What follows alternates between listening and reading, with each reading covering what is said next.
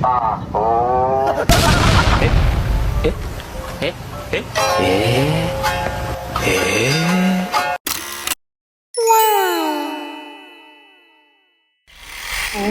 sore Bapak, sebelumnya perkenalkan nama saya Nova Azilbowo dari Universitas Indonesia. Di sini saya dapat tugas untuk mewawancarai salah satu pelaku usaha. Mungkin boleh perkenalan dulu siapa nama Bapak? Baik, nama saya Gustara Hindra Praja, panggil aja Tara. Tara, Bapak Ya. Tara. Salam kenal Bapak Tara.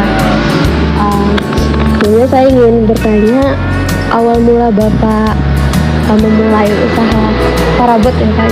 Sebetulnya itu apa sih Pak alasannya atau latar belakangnya, terinspirasi dari mana gitu Pak? Oh gitu, jadi mungkin dari awalnya dulu ya. Jadi kan memang untuk usaha ini itu pertama itu berawal dari tekad. Tekad yang kuat dalam arti memang awal-awalnya kita itu belajar sales. Ya gitu. Pertama kita kan jualan itu dari nol dulu melalui online, melalui Facebook seperti itu. Pertama ya elektronik seperti HP-HP. Ya saya sama adik saya lah seperti itu. Iya, jadi memang untuk figurnya yang terutama itu adalah yang pertama kali merantau di Jakarta itu kan adik saya, dan sedangkan saya kan di Jogja. Karena saya kan asli Jogja, adik saya juga asli Jogja. Nah, berawal dari itu, dari merambah usaha sistem COD, dari jual beli handphone, setelah itu merambah ke oleh-oleh haji seperti kurma atau apa, nah baru di online kan. Nah, berawal dari kesuksesan itu kita mencoba melalui marketplace yang ternama di Indonesia, baik itu Shopee atau Tokopedia, ya, Orange sama hijau ya? Ya, orange sama hijau sama toko hitam. Nah, seperti itu. Nah, disitulah. Nah, jadi semua itu nggak langsung sebesar ini gitu loh Mbak. Jadi memang butuh perjuangan. Nah, dibantu dari berbagai eksternal. Maksudnya eksternal itu dari orang-orang yang ingin join bisnis. Kita karena juga menerima reseller sama dropship seperti itu. Kenapa memilih untuk menjual barang-barang ini gitu Pak? Oh begitu. Iya. Jadi sebenarnya gini Mbak. Tadi saya sudah ucapkan dari awal. Pertama itu kita merambahnya kan di oleh-oleh haji ya, kurma seperti air zam-zam. Nah, setelah itu ketika adik saya itu menikah, terus dia ingin merambah usaha ke perabotan rumah tangga karena perabotan rumah tangga itu lebih identik ke ibu-ibu. Jadi karena lokasinya itu strategis dengan kampus, apalagi tempat tinggal kos-kosan atau kontrakan pasti butuh perabotan seperti itu. Cuman untuk perabotan itu bukan kebutuhan sering untuk dibelanja ya, karena mungkin paling lama sih minggu sekali nanti belanja atau berapa gitu. Kalau dikatakan musiman sih tidak, karena kita harus cari akal barang apa yang cepat viral dan bisa laku keras seperti itu. Contoh mungkin katakanlah pompa galon misalkan, wah pompa galonnya bentuknya seperti ini, jadi kan viral. Nah jadi kita berani untuk ambil barang, kita posting ke marketplace seperti itu. Bapak bilang kan tadi Bapak memilih barang yang viral gitu ya Pak? Betul, kita harus pintar-pintar membaca keadaan atau situasi pasar. Nah, lebih singkatnya seperti itu. Berarti sekarang ini yang lagi banyak dibeli itu atau apa Pak? Yang lebih banyak kita yang best seller itu untuk perabot itu terutama itu kipas angin elektronik ya, kipas angin, terus sama piring-piring plastik, bangku, keranjang laundry ada seperti itu. Nah, itu best seller kita seperti itu, best seller ya, blender ya. Target utama pasar Bapak mendirikan usaha ini siapa target pasarnya? Target pasar terutama adalah orang-orang yang merantau di sini untuk mencari ilmu, terutama mahasiswa. Mahasiswa tapi masyarakat umum juga. Masyarakat umum sekitar juga bisa seperti itu. Dan mungkin kita beralih ke ini ya Pak, tantangan atau kan kalau usaha tuh ada naik turunnya gitu ya Pak. Terus gimana cara Bapak menanggulanginya gitu, menanggulangi permasalahan yang datang gitu? Mengenai itu sebenarnya kan ini yang sudah terasa ketika saat menurun penjualan, omset menurun itu di bulan-bulan kemarin Pak. Pokoknya itu pengeluaran banyak, pemasukannya kurang.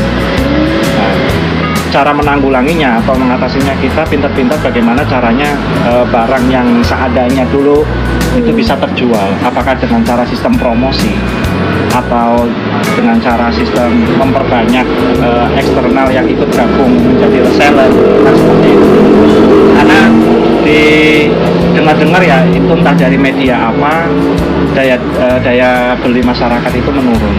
Ya memang seperti itu. Entah itu faktornya kenapa. Tapi ya dengan cara ya kita berpikirnya jangan pesimis, kita optimis saja. Kalau ingin maju ya kita mau nggak mau kita mengolah otak kita gimana caranya barang itu laku terus untuk istilahnya bisa membayar, karena ini kan kontrak seperti itu. Sewa ya Pak? Ya sewa, dan juga kita punya teman dua seperti itu. Iya. Baik. Tadi kan Bapak bilang caranya itu mempromosikan barang. Iya. Cara promosi Bapak tuh gimana sih Pak? Atau bikin konten kah? Atau gimana? Oke, baik. Itu pertanyaan yang sangat bagus.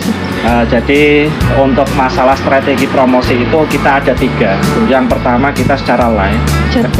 Live. TikTok. Iya, baik itu TikTok Aduh, atau maaf, Shopee ya.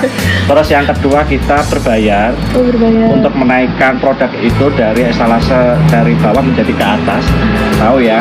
Terus yang ketiga kita share ke grup-grup WhatsApp atau Telegram seperti itu. Menarik. Dari situ banyak Pak omsetnya? Ya alhamdulillah. Boleh diceritain nggak Pak sedikit momen keberhasilan yang paling mengesankan selama Bapak mendirikan usaha ini?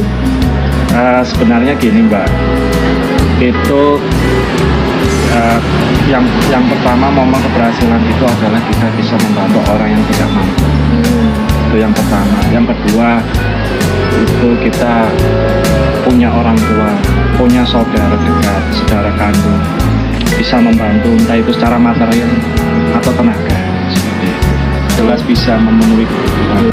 Kalau Bapak berkenan boleh kasih tahu mungkin teman-teman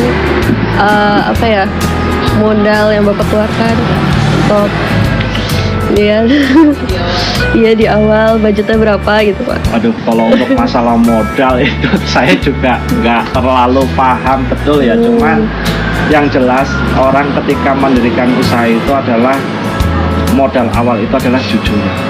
Yang kedua itu secara material itu pasti banyak lah, sampai puluhan hingga ratusan juta. Wah, Seperti itu. ratusan juta ya? Iya.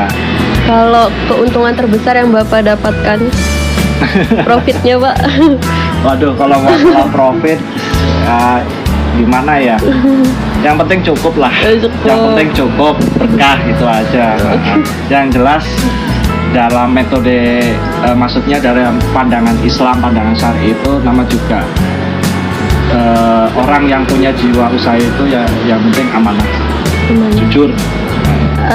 Tips and trik buat teman-teman yang mau mulai usaha dari nol gitu, terutama untuk mahasiswa-mahasiswa. Oke, mungkin sedikit saran buat adik-adik istilahnya yang masih fresh grad ya.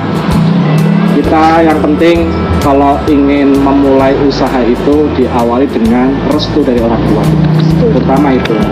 Yang kedua kita doa minta kepada Allah ya, semoga apa yang kita harapkan itu terkabul. Yang ketiga ada kemauan, ada niat dalam diri kita, jadi nggak perlu gengsi ya. Misal saya mohon maaf, saya di sini juga saya juga lulusan S1, tapi nggak harus memandang background itu seperti apa, nggak harus menjadi pegawai, tapi yang penting punya tekatan untuk bekerja. Itu yang lebih baik, karena dalam dunia kerja itu yang diutamakan adalah kejujuran. Dimanapun kalau misalkan orang nggak jujur pasti susah untuk mencari pekerjaan dan tidak bisa dipercaya sama orang. Dan yang terakhir buat pesan-pesan buat adik-adik mahasiswa, kalau ingin memulai usaha itu sabar ya, sabar, terus yang penting konsisten. Mungkin cukup pertanyaan dari kita Pak. Terima kasih banyak atas waktunya, maaf repot-repot. Gak apa-apa, ini sekedar sharing saja ya. Ya siapa tahu maknanya ini setelah mendapatkan jangan atau apalah bisa diaplikasikan ke dalam teori. Nah ya, Terus saya doakan semoga hasil maksud tujuan untuk niat baik mbaknya untuk kuliah itu tujuannya untuk apa, semoga ilmunya bermanfaat. Terima kasih banyak Pak. Mungkin bisa diminum dulu itu. Ayo mbak, bisa diminum. Ya makasih Pak. Ya Allah.